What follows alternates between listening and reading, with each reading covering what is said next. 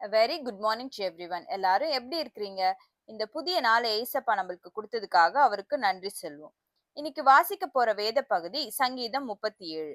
இந்த வேத பகுதியில 40 வசனங்கள் இருக்கு. அதனால இன்னைக்கு நம்ம 1ல இருந்து 20 வசனங்களும், நாளைக்கு 21ல இருந்து 40 வசனங்களும் நம்ம பிரிச்சு படிக்கலாம். வாங்க நம்ம வேத பகுதிக்குள்ள போவோம். சங்கீதம் 37. சங்கீதம் 37. தாவீதின் சங்கீதம். பொல்லாதவர்களை குறித்து எரிச்சல் அடையாதே. நியாயக்கேடு செய்கிறவர்கள் மேல் பொறாமை கொள்ளாதே. அவர்கள் புல்லை போல் சீக்கிரமாய் அறுப்புண்டு பசும் பூண்டை போல் வாடி போவார்கள். கர்த்தரை நம்பி நன்மை செய். தேசத்தில் குடியிருந்து சத்தியத்தை மேய்ந்து கொள். கர்த்தரிடத்தில் மனமகிழ்ச்சியாயிரு.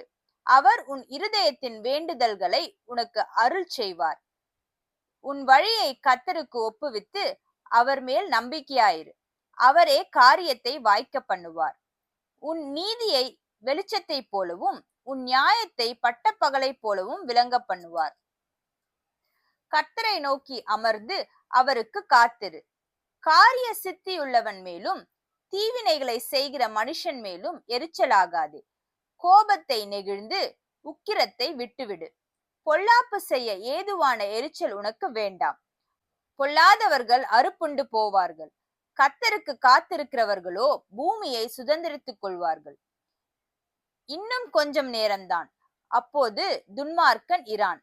அவன் ஸ்தானத்தை உற்று விசாரித்தாயானால் அவன் இல்லை.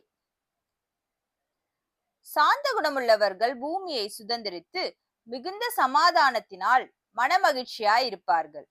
துன்மார்க்கன் நீதிமானுக்கு விரோதமாய் தீங்கு நினைத்து அவன் பேரில் பற்கடிக்கிறான். ஆண்டவர் அவனை பார்த்து நகைக்கிறார். அவனுடைய நாள் வருகிறதென்று காண்கிறார். சிறுமையும் எளிமையுமானவனை மடிவிக்கவும் செம்மை மார்க்கத்தாரை விழப்பண்ணவும் துன்மார்க்கர் பட்டயத்தை உருவி தங்கள் வில்லை நாணேற்றுகிறார்கள். ஆனாலும் அவர்கள் பட்டயம் அவர்களுடைய இருதயத்திற்குள் உருவிப்போம். அவர்கள் வில்லுகள் முறியும்.